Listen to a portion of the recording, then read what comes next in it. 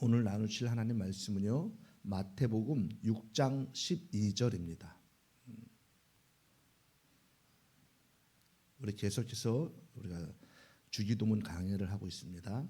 마태복음 6장 12절 한 목소리로 합독합니다. 시작. 우리가 우리에게 죄 지은 자를 사하여 준 것 같이 우리 죄를 사하여 주시옵고. 다시 한번요. 우리가 우리에게 죄 지은 자를 사하여 준 것 같이 우리 죄를 사하여 주시옵고. 아멘. 할렐루야. 예수님은 우리의 왕이십니다. 예수님은 우리의 생명이시고 예수님은 우리의 전부이십니다. 여러분, 예수님을 만나고 예수님을 회복하면요, 우리의 전부가 회복됩니다. 우리의 어떤 문제가 있던 그 문제 해결됩니다. 어떤 질병이 있던 그 질병 치유됩니다. 어떤 상한 심령이 있든지 간에 그 심령 회복됩니다. 우리 앞길이 안 보이는 것 같지만 우리 길이 보입니다.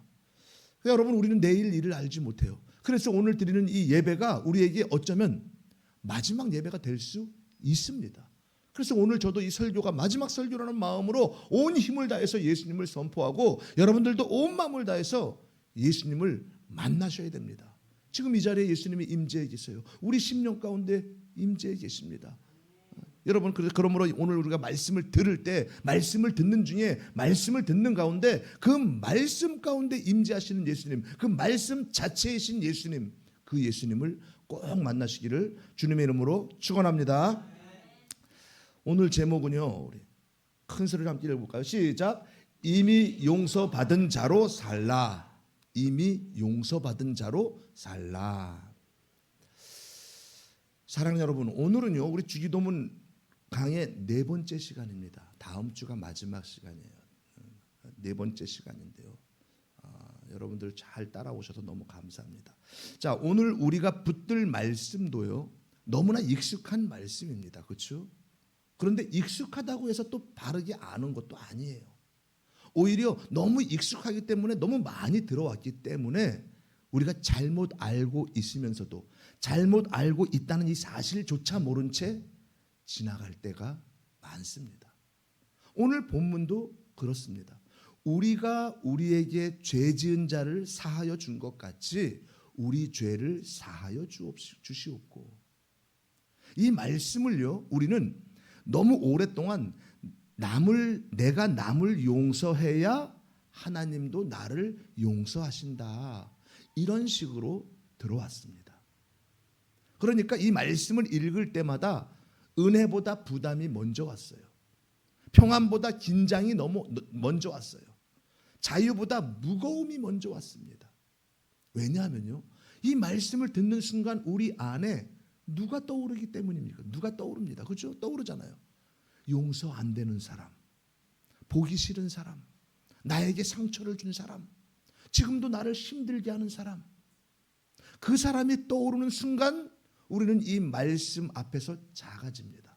아, 이거 내가 아직 저 사람을 용서 못했는데 그러면 나는 용서 못 받는 건가? 하나님께. 그러면 나는 구원도 이거 불안한 건가? 분명히 오늘 말씀하셨잖아. 우리가 우리에게 사람끼리 용서 못하면 하나님도 용서 못한다. 이 말씀이 그런 거 아니야?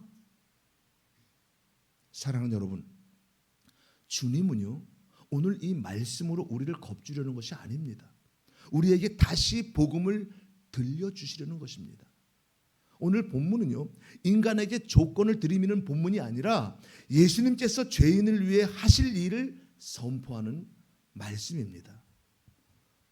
오늘 이 말씀이 다시 열려서요, 내가 용서받기 위해 애쓰는 인생이 아니라 예수 안에서 이미 용서받은 자로 사는 인생이구나, 이 은혜를 깊이 깨닫게 되기를 간절히 바랍니다. 사랑하는 여러분, 인간의 가장 큰 비극은요, 죄를 짓는 데만 있지 않습니다. 더 큰 비극은 자기가 죄인이라는 사실을 잊어버린 것, 그리고 하나님의 용서가 없이는 살 수 없는 존재라는 사실을 잊어버린 것에 있습니다. 하나님께서 인간을 창조하셨고 에덴 동산에 두셨습니다. 그곳에는요, 부족함이 없었어요. 하나님과의 관계 안에 있었고 하나님의 사랑 안에 있었고 하나님의 보호 아래 있었습니다. 그런데 인간이 타락했어요. 하나님을 떠났습니다. 불순종했어요. 모든 열매 다 먹어라. 선악과 열매 먹지 말라 그랬는데 그걸 다 먹었어요. 이 사탄의 말을 따랐습니다. 사탄의 말을. 그 이후 인간에게 생긴 무서운 변화가 무엇입니까? 하나님을 잊어버렸어요. 하나님. 그리고 하나님을 잊어버리니까 자연히 하나님의 용서가 필요하다는 사실도 잊어버렸습니다. 그러니 인간은 어떻게 삽니까? 자기 의로 삽니다. 착한 일 열심히 자기 생각으로 삽니다. 자기 판단으로 삽니다. 그리고 결국 이렇게 말합니다. 나는 법 없이도 살 사람이야. 나는 그래도 괜찮은 사람이야. 나는 남에게 큰 피해를 주거나 해를 끼치지 않았어. 그래도 나는 저 사람보다는 나아. 큰 죄든 작은 죄든 죄인은 모두 지옥인데, 근데 자기가 기준을 정하고, 왜요? 선악과 열매를 먹었어요. 선과 악을 판단하는 기준이 자기한테 있는 거예요. 이건 큰 죄, 저건 작은 죄. 이렇게 판단하고 정죄를 합니다. 그래서 자기는 남보다 좀 낫다 이거죠. 사랑하는 여러분, 이 말이 얼마나 무서운 말입니까? 이 말은요, 결국 나는 하나님의 용서가 꼭 필요한 존재는 아니야, 이런 뜻이에요. 나름대로 나는 착하게 살거든, 법 없이도 살거든. 그래서 세상 사람들은요, 예수님 앞으로 나오지 않습니다. 왜요? 자기가 그렇게 심각한 죄인이라고 생각하지 않기 때문이에요. 반드시 용서받아야 사는 존재라는 걸 모르기 때문입니다. 그런데 성경은 계속 말씀합니다. 인간은 괜찮은 존재가 아니다. 인간은 조금 고치면 되는 존재가 아니다. 인간은 하나님의 용서 없이는 반드시 멸망할 존재이다. 성경 분명히 말씀합니다. 모든 사람이 죄를 범하였음에 하나님의 영광에 이르지 못하나니. 큰 죄이든 작은 죄이든 이거는요, 인간의 생각이고 판단할 뿐이에요. 그러나 하나님 앞에서는 작은 죄든 큰 죄든 모두 죄인은 다 지옥으로 떨어질 그런 존재들입니다.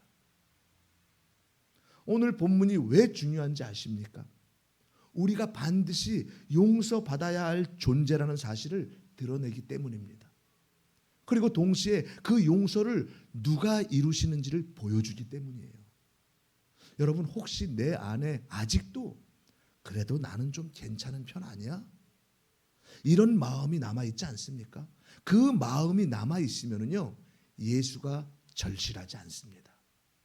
예수가 절실하지 않으면 은혜가 깊어지지 않습니다. 자기가 나름대로 윤리적으로 살았던 사람, 나름대로 큰 죄 안 져서 나는 이렇게 윤리적으로 살았던 사람일수록 죄, 회개, 지옥 이런 얘기 들으면 싫어합니다. 아니 왜 굳이 그런 설교를 해? 왜? 이왕이면 일주일 동안에 세상에서 힘들게 살았는데 주일에 와가지고 위로받고 하나님의 사랑을 받고 축복을 받고 그렇게 해서 힘을 얻고 살아가야지. 왜 예수 죄 회개 이런 얘기하는 거야? 예수 얘기하면 부딪히는 거예요. 윤리로 산 사람들은, 예수를 모르는 사람들은. 주님 앞에 우리는 이렇게 고백해야 합니다. 주님, 나는 용서 없이는 살 수 없는 죄인입니다. 나는 죄인입니다. 예수님의 보혈이 필요한 자입니다. 이 고백이요, 은혜의 문을 엽니다. 자, 오늘 본문을 다시 한번 보십시오. 우리가 우리에게 죄 지은 자를 사하여 준 것 같이 우리 죄를 사하여 주시옵고. 사람들은요, 이 본문을 이렇게 읽었습니다. 네가 먼저 남을 용서해라. 그래야 하나님도 너를 용서해 주신다. 그런데 여러분, 이렇게 읽으면요, 결국 구원의 조건이 누구에게 달리게 됩니까? 예수님에게 달리는 것이 아니라 나에게 달리게 됩니다. 그러면 구원의 중심이 예수가 아니고 내가 됩니다. 죄사함의 조건이 예수의 피가 아니고 내 행위가 됩니다. 이건 복음이 아닙니다. 내 행위를 잘해야 하나님이 구원을 하고 축복을 주신다? 이것은 행위 중심이고 내 중심이 되는 거예요. 이건 다시 율법으로 돌아간다는 겁니다. 오늘 본문은요, 네가 먼저 해라가 아니라 내가 너를 위해 하겠다는 예수님 말씀으로 읽어야 합니다. 주기도문은요, 단순한 인간의 결심문이 아닙니다. 주기도문은 예수님이 아버지께 바치는 이 구원의 서약입니다. 무슨 말입니까? 아버지여, 이들의 죄 사할 길을 내가 열겠습니다. 이들이 갚을 수 없는 죄값을 내가 치르겠습니다. 이들이 감당할 수 없는 심판을 내가 감당하겠습니다. 이게 주기도문입니다. 이게 오늘 본문의 깊은 뜻입니다. 그러므로 오늘 본문은요, 우리에게 무거운 숙제를 주는 말씀이 아니라 예수님이 친히 우리를 위해 일하시는 말씀입니다. 사랑하는 여러분, 복음은 언제나 반전이에요. 우리는요, 내가 하나님께 가야 한다고 생각했는데, 근데 복음은 하나님이 예수 안에서 우리에게 오셨다입니다. 우리는 내가 뭔가를 이뤄야 한다고 생각했는데, 근데 복음은 예수님이 이미 다 이루셨다입니다. 우리는 내가 용서받을 만한 사람이 되어야 한다고 생각했는데, 복음은요, 용서받을 수 없는 자를 예수님이 용서하신다입니다. 이게 복음입니다. 이게 은혜입니다. 이게 주기도문입니다. 아멘. 사랑하는 여러분, 우리는 아직도요, 조금 더 착하게 살아야지, 조금 더 용서해야지, 조금 더 잘 살아야지, 이러면서 죄의 빛을 갚는 사람처럼 살고 있습니다. 내가 죄의 빛을 뭔가 갚는 것처럼. 그런데 예수님은요, 십자가에서 말씀하십니다. 다 이루었다. 죄값은 다 치루었다. 너는 자유자다. 이 소식을 믿는 순간부터요, 성도는 빚 갚는 자가 아니라 탕감 받은 자로 살게 되는 것입니다. 여러분, 혹시 오늘도 내가 좀 더 잘해야 하나님이 나를 받으실 텐데 이렇게 생각하고 있습니까? 그 생각은요, 겸손해 보여도 실은 아직 십자가를 충분히 믿지 못하는 것입니다. 주님 앞에 이렇게 고백하십시오. 주님, 내가 갚는 인생이 아니라 이미 탕감받은 자로 살게 하옵소서. 사랑하는 여러분, 성경은요, 처음부터 끝까지 인간의 공로가 아니라 하나님의 은혜를 말합니다. 마태복음 18장에서요, 예수님은 천국을 설명하시면서 10,000달란트 빚진 종의 이야기를 하셨습니다. 우리 좀 길지만 마태복음 18장 23절에서 34절까지 한번 천천히 함께 합독해 보도록 합니다. 시작. 그러므로 천국은 그 종들과 결산하려 하던 어떤 임금과 같으니 결산할 때 10,000달란트 빚진 자 하나를 데려오매 갚을 것이 없는지라 주인이 명하여 그 몸과 아내와 자식들과 모든 소유를 다 팔아 갚게 하라 하니 그 종이 엎드려 절하며 이르되 내게 참으소서 다 갚으리이다 하거늘 그 종의 주인이 불쌍히 여겨 놓아 보내며 그 빚을 탕감하여 주었더니 그 종이 나가서 자기에게 100데나리온 빚진 동료 한 사람을 만나 붙들어 목을 잡고 이르되 빚을 갚으라 하매 그 동료가 엎드려 간구하여 이르되 나에게 참아 주소서 갚으리다 하되 허락하지 아니하고 이에 가서 그가 빚을 갚도록 옥에 가두거늘 그 동료들이 그것을 보고 몹시 딱하게 여겨 주인에게 가서 그 일을 다 알리니 이에 주인이 그를 불러다가 말하되 악한 종아 네가 빌기에 내가 네 빚을 전부 탕감하여 주었거늘 내가 너를 불쌍히 여김과 같이 너도 내 동료를 불쌍히 여김이 마땅하지 아니하냐 하고 주인이 노하여 그 빚을 다 갚도록 그를 옥졸에게 넘기니라. 아멘. 갚을 수 없는 돈을 탕감받은 자가 자기한테 겨우 몇 푼 안 되는 돈 빚진 자를 멱살 잡고 감옥에 넣었더니 주인이 너도 내 돈 갚으라고 감옥에 넣은 거예요. 여러분, 10,000달란트, 만 달란트는요, 지금 금값으로 이제 계산하면은요 약 34조, 40조, 34조 이 정도가 조. 인간이 갚을 수 없는 돈입니다. 돈으로 계산하다면 도저히 갚을 수 없는 돈이라는 거죠. 이건 사람이 죽도록 일해도 갚을 수 없는 빚입니다. 인간의 능력으로 안 됩니다. 인간의 노력으로 안 됩니다. 인간의 선행으로 해결할 수 없는 빚입니다. 그런데 주인이 그 빚진 종을 불쌍히 여겨서 전부 탕감해 줍니다. 왜요? 종이 갚을 능력이 있어서입니까? 아니요. 종이 자격이 있어서입니까? 아니요. 주인이 불쌍히 여겼기 때문입니다. 이게 은혜입니다. 우리는 하나님 앞에 10,000달란트 빚진 자예요. 10,000달란트. 갚을 수 없는 빚을 졌어요. 우리는 우리의 죄는요 적당히 정리될 수준이 아닙니다. 조금 착하게 산다고 없어질 죄가 아닙니다. 아무리 선을 행하고 착하게 살아도 이 죄 문제는 해결할 수가 없어요. 다 지옥에 가야 돼요. 종교 생활을 우리가 하면서도 몇 년 한다고 해서 우리가 해결될 죄가 아닙니다. 아무리 예배 하루도 안 빠지고 말씀 하루에 100장씩 보고 기도 하루에 3시간씩 하고 그런다고 해도 죄 문제가 해결하지 못합니다. 경건 생활이 우리의 구원의 조건이 아니에요.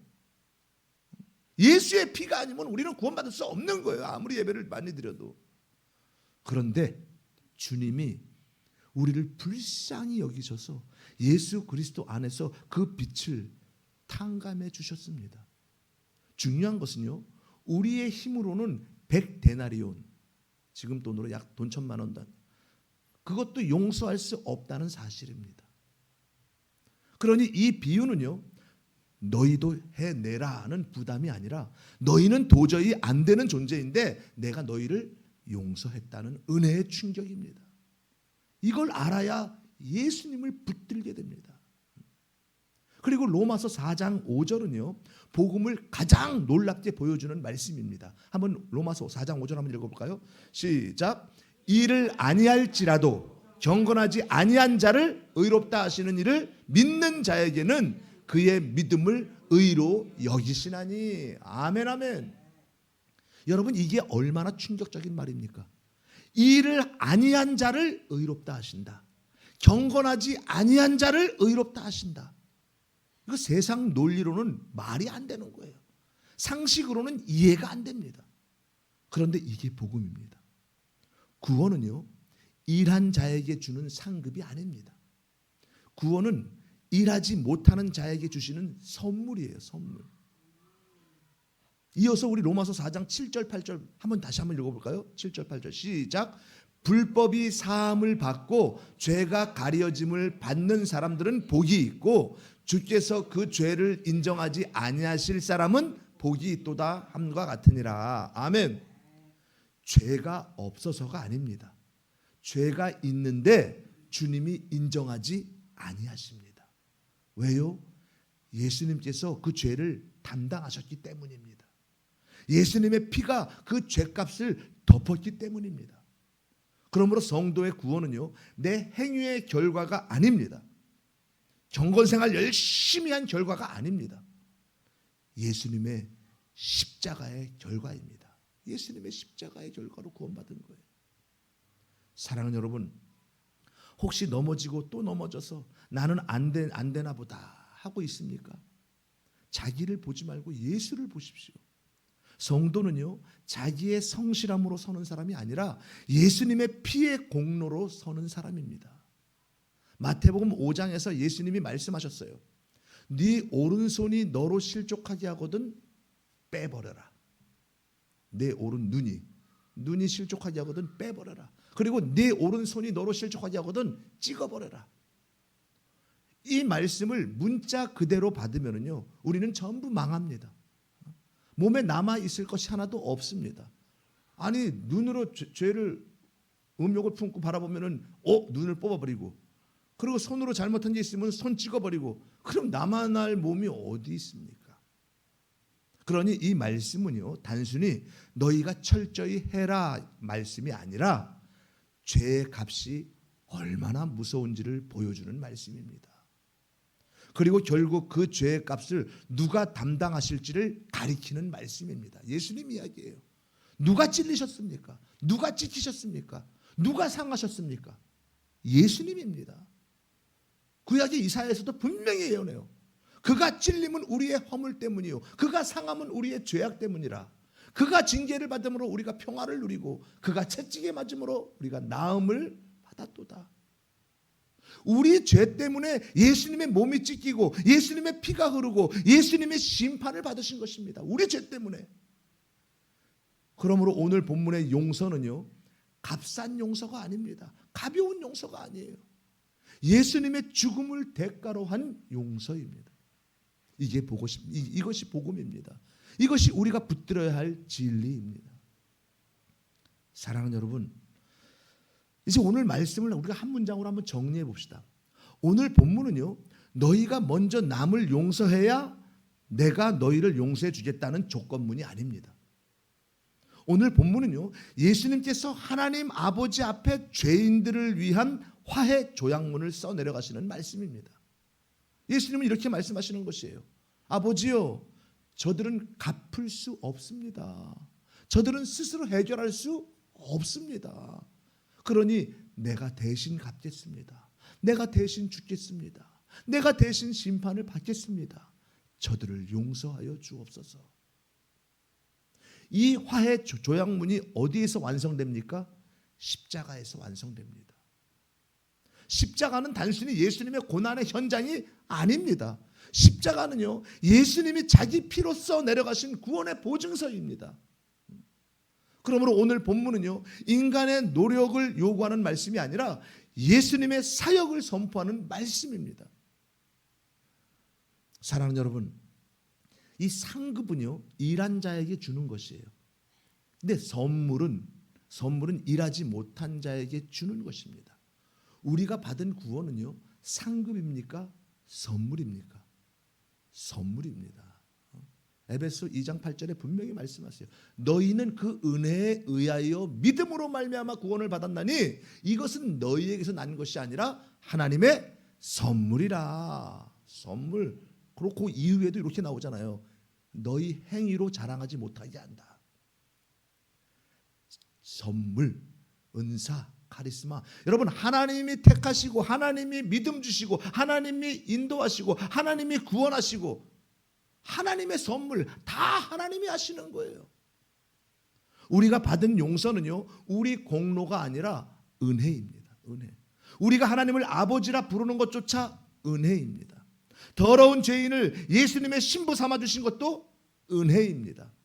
만물의 상속자라 불러주신 것도 은혜입니다.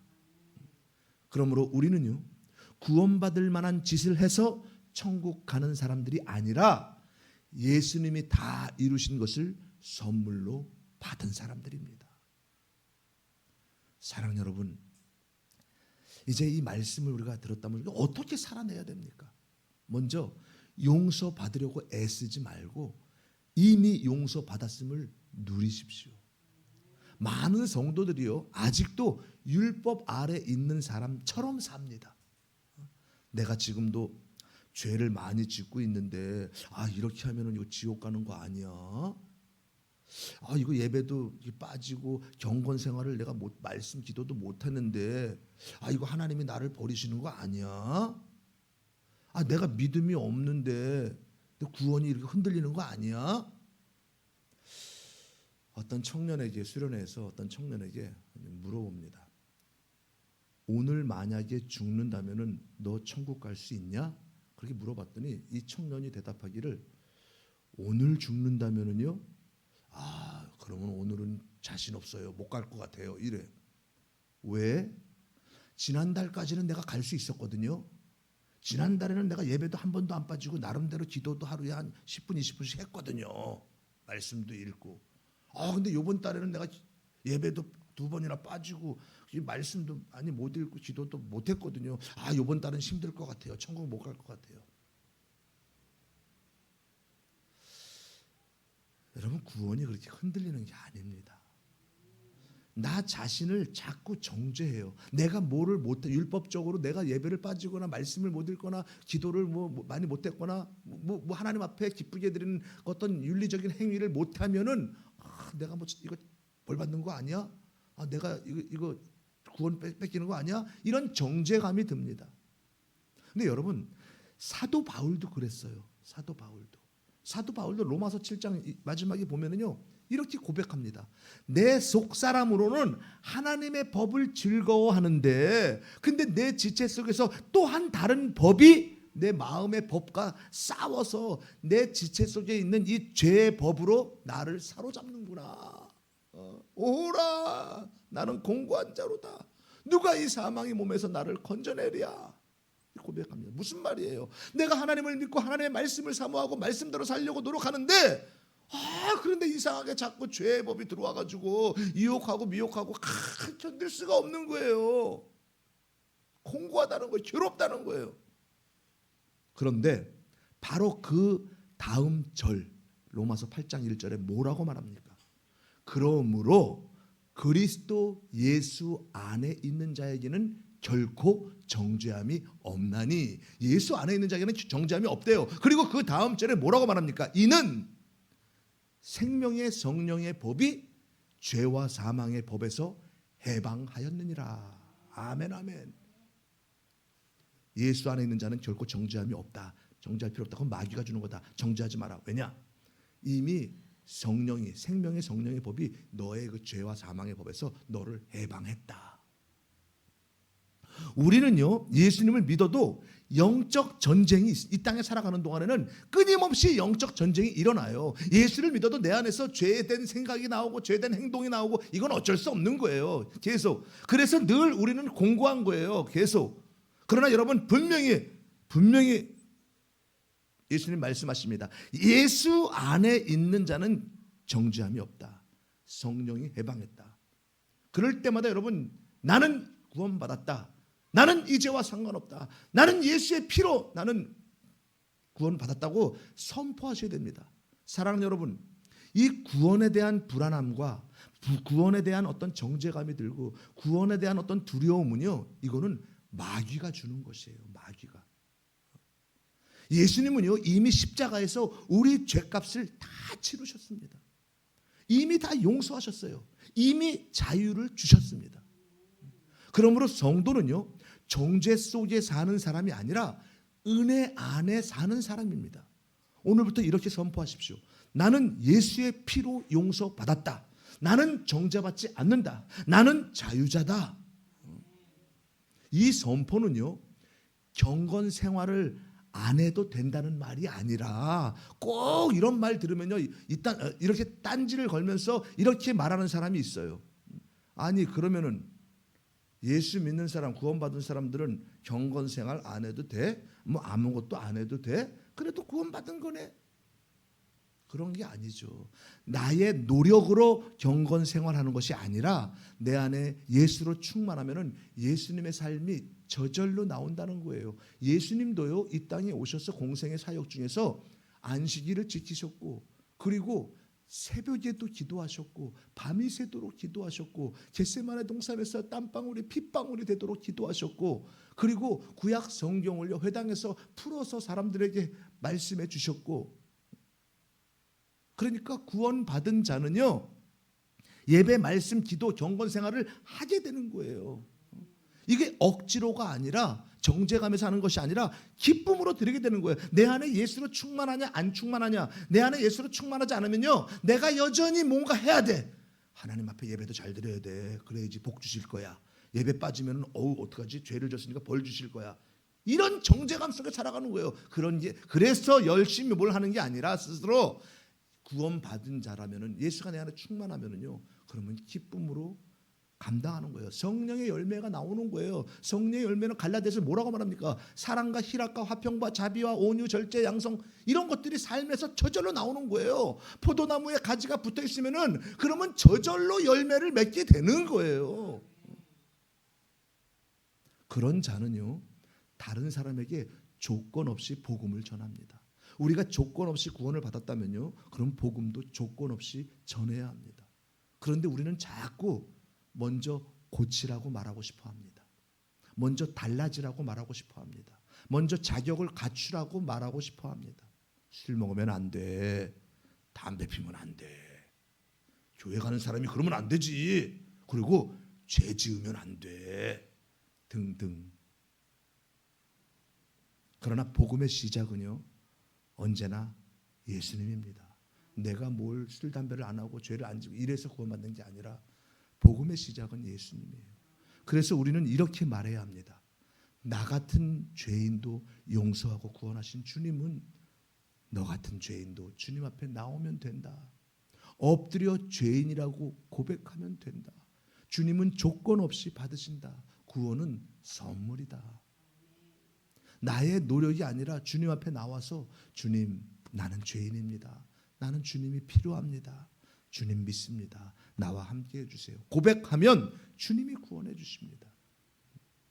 그런데 주님 앞에 나아가는 것도 내 의지가 아니고 주님 앞에 고백하는 것도 내 의지가 아니라 나를 선택하신 주님이 당신의 때에 나를 인도하셔서 입을 열어 고백하게 하십니다. 그 주님이 다 하시는 거예요. 여러분 혹시 자녀에게 아니면 가족에게 가까운 사람에게 늘 정죄부터 하고 있지는 않습니까? 오늘부터 그 순서를 바꾸십시오. 먼저 예수님 사랑을 말하십시오. 먼저 십자가를 말하십시오. 먼저 용서를 말하십시오. 예수님이 너를 얼마나 사랑하는 줄 아냐? 예수님이 너를 위해 십자가에서 죽으셨어. 너의 죄 때문에. 네가 그동안에 지었던 죄가 있겠지. 예수님이 다 용서하셔. 네가 예수님을 믿고 받아들이면. 그러면 그 사랑 안에서 회개가 열립니다. 그런 자는요, 용서의 사람으로 살아가게 됩니다. 그런데 그 용서는요, 내 의지, 내 수양, 내 결심에서 나오는 것이 아닙니다. 우리 힘으로는 안 돼요. 여러분, 하나님이 먼저 구원받은 자의 입술을 통해서 그 우리의 삶을 통해서 하나님이 사용하셔서 찾아가시는 거예요. 하나님의 때에 하나님이 믿음 주셔서 구원받았다면 하나님이 알아서 다 하는 거네, 다 하시면은 그게 아니라 하나님이 먼저 믿은 자, 구원받은 자를 통해서 일하시는 거죠. 우리가 가서 마음에 감동이 오면은 그 사람한테 복음을 전하는 건 하나님이 우리를 사용하시는 거예요. 그런데 우리는요, 그것을 순종하지 못하고 있다는 것이죠. 쓰임받지 못한다는 거예요. 그러나 예수님으로 충만한 자들은요, 하나님의 때에 쓰임받고 우리를 통해 구원하시면서 그 역사가 우리를 통해 또 일어나게 하십니다. 우리 힘으로는 안 되고 오직 하나님이 우리를 통해서 하나님이 하시는 거예요. 마태복음 18장이 보여준 게 뭡니까? 오늘 우리는 작은 빚도 용서 못하는 존재라는 것이에요. 그러니 답은 하나입니다. 누구로 충만해야 됩니까? 예수님으로 충만해야 합니다. 예수로 충만하면은요, 나의 10,000달란트가 탕감받는 것이 얼마나 큰 은혜인지가 보이는 거예요. 내가 씻을 수 없는 죄인, 당장이라도 죽어서 지옥 갈 수밖에 없는 죄인이었는데, 그런데 주님이 그 모든 죄를 십자가에서 대신 갚아주시고 나를 구원하시고 천국으로 인도하시는 이 은혜가 보이는 거예요.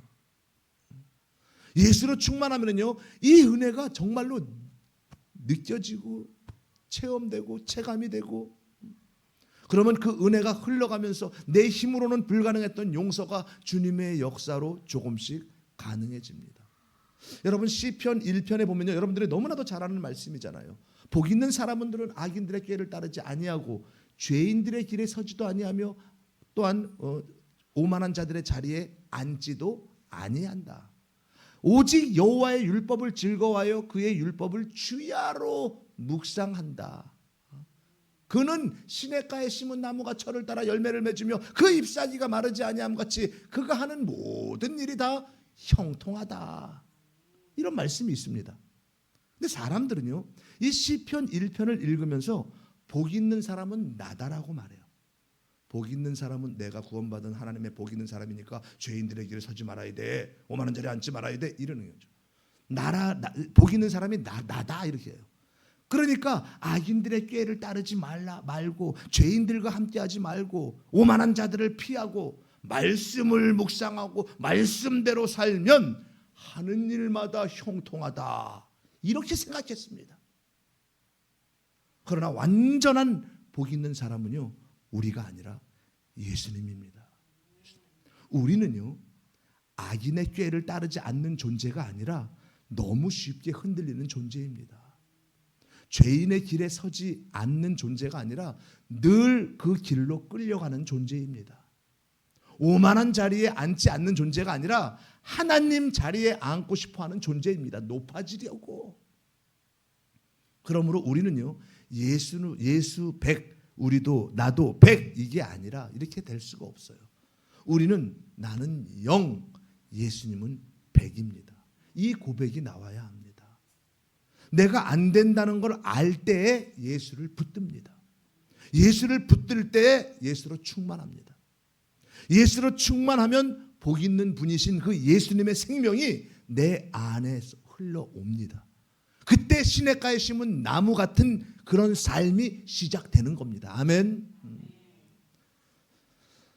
사랑하는 여러분, 이제 말씀 정리하면요, 오늘 마태복음 6장 12절은요 우리를 짓누려는 말씀이 아닙니다.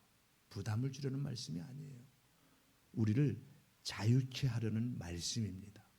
이 말씀은요, 네가 잘해야 용서받는다가 아닙니다.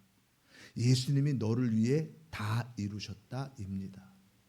이 말씀은요, 너 먼저 조건을 채워라가 아닙니다. 내가 너에게 조건 없는 용서를 준다입니다. 그러므로 이제 용서받기 위해 애쓰며 살지 마십시오. 이미 용서받은 자로 사십시오. 그렇게 되면 감사밖에 안 나와요. 주님 감사합니다, 나 같은 자를.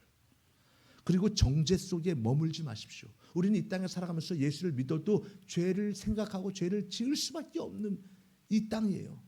제 가운데 있기 때문에. 그러니까 우리가 어떤 생각으로나 행동으로 조금 죄를 졌다고 해서 정죄감에 들고 하나님이 나를 벌 주는 거 아니야, 하나님이 내 구원을 잃어버리는 거 아니야, 이런 정죄 속에 머물지 마십시오.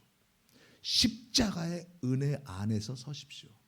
나는 이렇게 연약하고 부족하지만은 예수님이 그럼에도 불구하고 나의 죄를 대속하시고 십자가에서 용서하셨어. 그러면 나는 누구만 붙들게 돼요?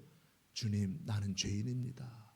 어제도 죄를 짓고 오늘도 아침에도 죄를 짓고 생각으로나 마음으로나 나는 죄인입니다. 나를 불쌍히 여기시고 주의 보혈로 나를 덮어주옵소서.